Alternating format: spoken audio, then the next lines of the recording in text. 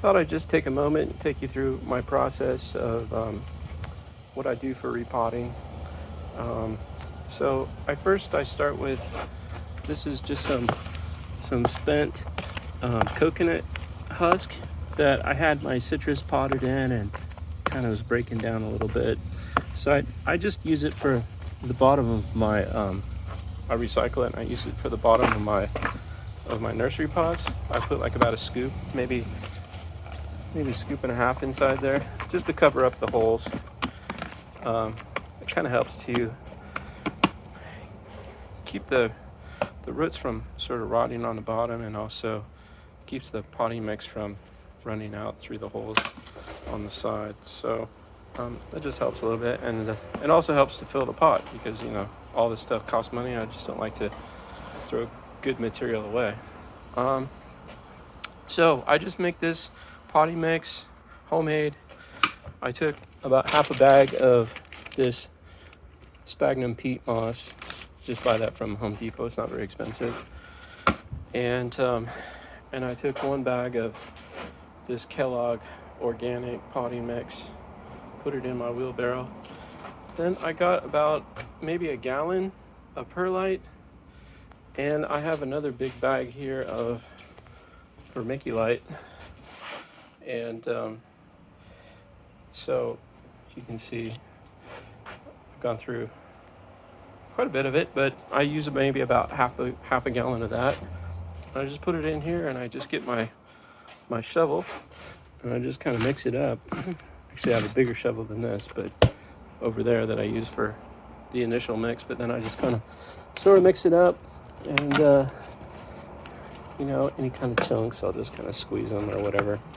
So I have a lemon drop, no, not a lemon drop, a lemon guava that is drying out its pot way too fast. I watered it last night and it feels like completely dry. So, and I noticed that it is also starting to flower. So, rather than have it wilt and die, I just want to get it in a bigger pot. So I'm just moving this one up slightly. It's kind of droopy, so I picked a taller. This is probably about a 6-gallon pot, and that's a 3-gallon pot.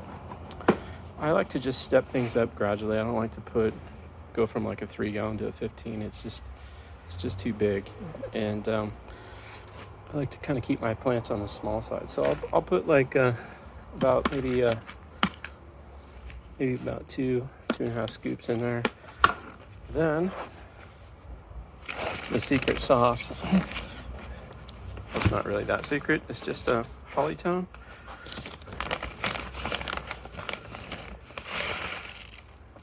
Some people like to try to make their soils more on the neutral side, which is fine. I put about maybe about 3 or 4 big spoonfuls in there. I just sort of mix it up. But the thing about city water is most of it's very alkaline.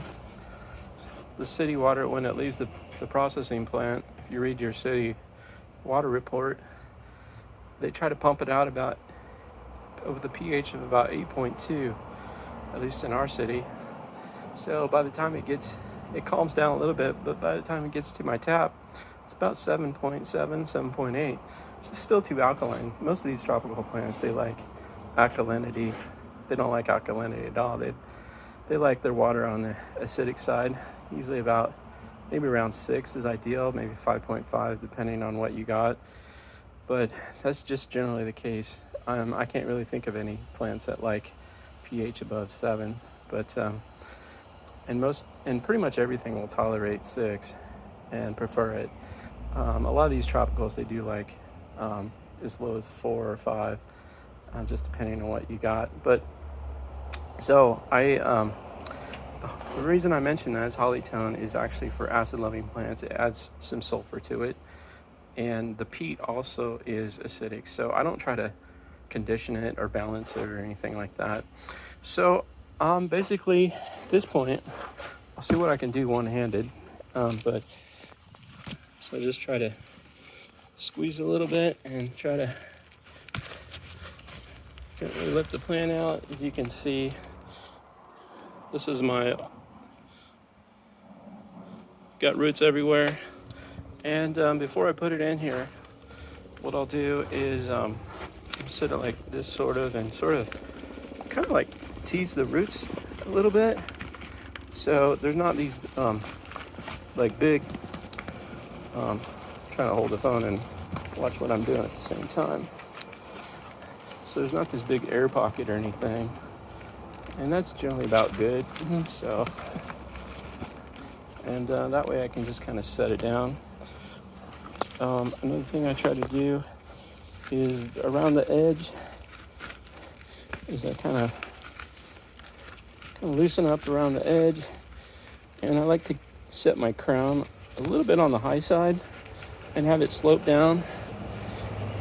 Crown rot is a problem that a lot of plants can have. So you have too much water running down to the crown, it just tends to rot the area out right underneath the base, or that's called a crown. So it's good to kind of slope it towards the sides, and then the roots will go looking for the water. And another point is that I try to put the fertilizer on the bottom below the plant, rather than dumping it on top when I repot, because I think everyone knows that whenever you repot a plant, there's a little bit of stress involved with the plant in a new situation. So I like the plant to just get settled in without having a bunch of fertilizer dumped on it. And then when it's ready and wants to start growing those roots, the roots will go start looking for the water and the nutrients that are below it. And that's about it. Questions, leave me questions in the comments, and if you wouldn't mind subscribing and liking my videos, that'd be pretty cool.